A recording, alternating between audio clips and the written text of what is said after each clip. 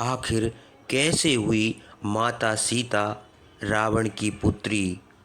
तो इस प्रसंग को जानने के लिए कथा को अंत तक सुनिए। पौराणिक कथा के अनुसार सीता माता मिथिला नरेश राजा जनक की पुत्री थी।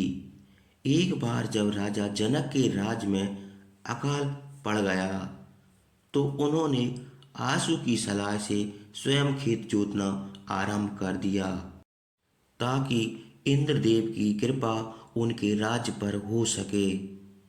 इस दौरान उनका हाल एक धातु से जाकर टकरा गया।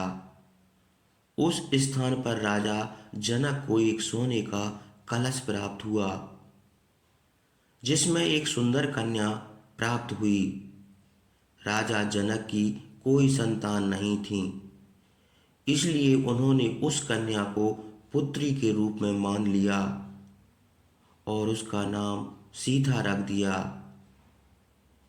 इस प्रकरण से यह स्पष्ट होता है कि सीता का असली पिता राजा जनक तो नहीं थे। तो दोस्तों, सवाल यह उठता है कि सीता उस कलश में कैसे आई और कौन थे उसके असली माता पिता। इसका जवाब अलग अलग भाषा में लिखी गई हैं और कथाओं में भी इसका वर्णन किया गया है। दोस्तों, अद्भुत रामायण के अनुसार त्रेता युग में जब लंकापति रावण तीनों लोकों पर अधिकार की चाह के लिए तप कर रहा था, तब उसके तप से उत्पन्न तेज के कारण सारा संसार जलने लगा। इससे चिंतित होकर तमाम देवगण ब्रह्मा जी के पास पहुंचे और उनसे संसार को बचाने के लिए प्रार्थना की। तब ब्रह्मा जी रावण के पास पहुंचे और उससे वर मांगने को कहा। रावण ने कहा, मुझे अमर होने का वरदान दीजिए। तब ब्रह्मा जी ने अमरता का वरदान देने से मना कर दिया। इसके बाद रावण बोला कि मुझे ऐसा वर दीजिए जिससे कि मुझे असुर, पिशाच, नाग, किन्नर या अप्सरा कोई मुझे मार ना सके। रावण ने कहा, जब मैं अज्ञानता में अपनी ही कन्या पर आसक्त हूँ तब मेरी मृत्यु हो। रावण को यह वरदान देकर ब्रह्मा जी ब्रह्मलोक को चले गए।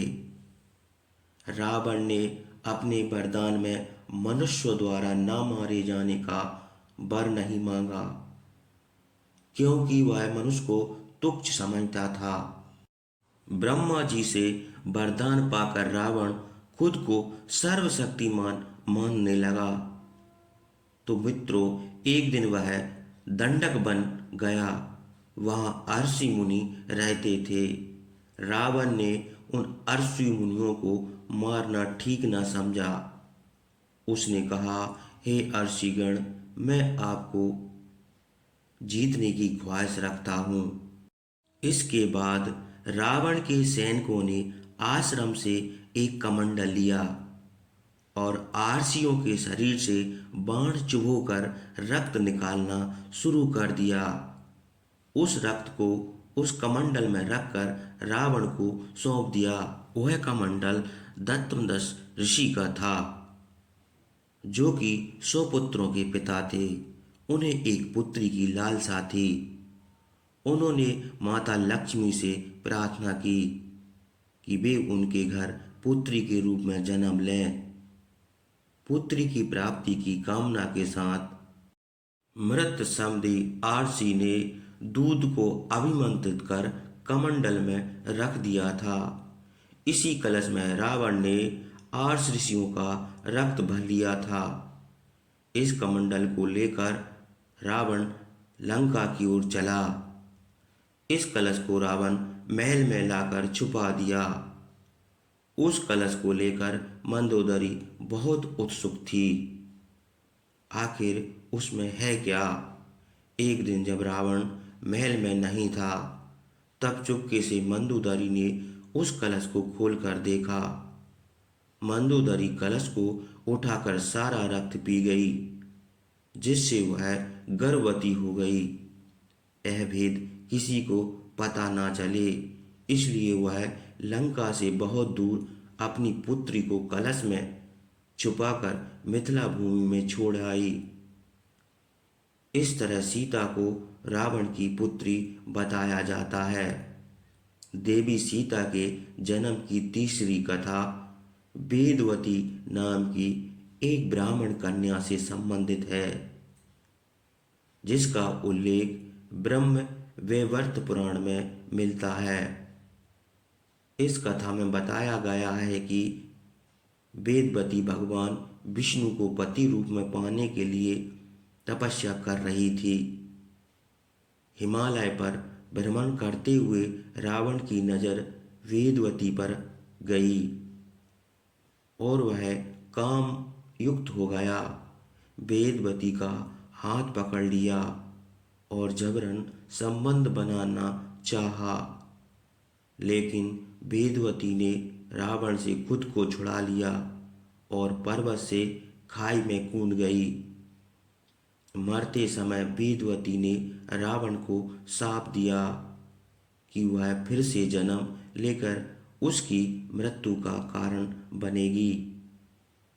अपने पूर्व जन्म में कौन थी माता सीता? मर्यादा पुरुषोत्तम प्रभु श्री राम की धर्मपत्नी माता सीता, जिन्हें लोग जानकी, मैथिली, वैदेही और न जाने किन किन नामों से जानते हैं।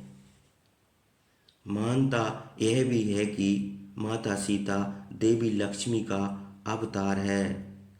लेकिन क्या आप जानते हैं कि माता सीता ने राजा जनक के घर में क्यों जन्म लिया?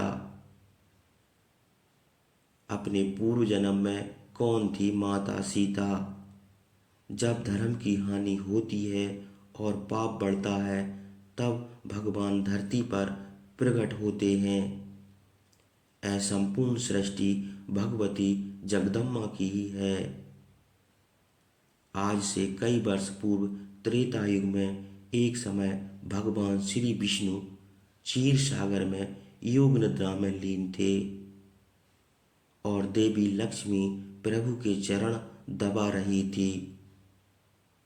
तब भगवती लक्ष्मी ने श्री हरि के हृदय में विराजमान होकर प्रभु से प्रार्थना की, मैं पृथ्वी लोक पर कुछ समय के लिए जाना चाहती हूँ।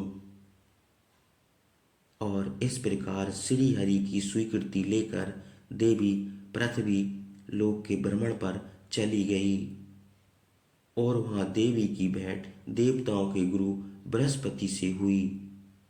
देवगुरु बृहस्पति ने माँ से इच्छा प्रकट की कि हे महामाया, देवताओं के उद्धार और असुरों के विनाश के लिए आप मेरे कुल में जन्म लें। इस प्रकार देवी लक्ष्मी ने बृहस्पति के पुत्र ब्रह्म ऋषि कुशध्वज की पुत्री के रूप में जन्म लिया। अपने जन्म के कुछ दिन बाद ही उस कन्या को वेदों का ज्ञान हो गया था, इसलिए उस कन्या का नाम वेदवती रख दिया। वेदवती एक बहुत ही सुंदर कन्या थी जो भगवान विष्णु की परम भक्त थी। वेदवती अपनी भक्ति में इतनी लीन हो गई कि भगवान विष्णु से प्रेम करने लगी। अपने मन में श्री हरि से विवाह की इच्छा को लेकर कठोर तप करने लगी। श्री हरि ने वेदवती को दर्शन देकर कहा कि इस विष्णु स्वरूप में आपकी यह मनोकामना पूर्ण नहीं कर सकता, किंतु अगले अवतार में मैं आपकी मनोकामना पूर्ण होने का वचन देता हूँ। पर देवी वेदवती पुनः श्री हरि के ध्यान में लीन हो गई और फिर एक बार उस स्थान पर परम शक्तिशाली असुर रावण वहां से गुजर रहा था और उसकी नज़र वेदवती पर पड़ गई। रावण ने वेदवती से विवाह का प्रस्ताव रखा और वेदवती के अस्वीकार करने पर उसने वेदवती के केस पकड़कर अपमान करना चाहा, किंतु पुरुष का स्पर्श पाते ही वेदवती तत्काल अपनी देह को भस्म कर रावण को श्राप दिया कि मेरे ही कारण तेरी मृत्यु होगी, मेरे ही कारण तेरी मृत्यु होगी, तेरे अहंकार और संपूर्ण कुल का सर्वनाश करूंगी।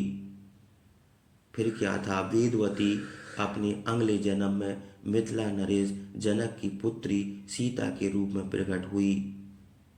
मिथिला नगर में भयंकर अकाल के कारण जब सूखा पड़ा तो हाहाकार मच गया। वहाँ के दुख दूर करने के लिए मिथिला नगर में साक्षात भगवती लक्ष्मी स्वरूप ने जन्म लिया।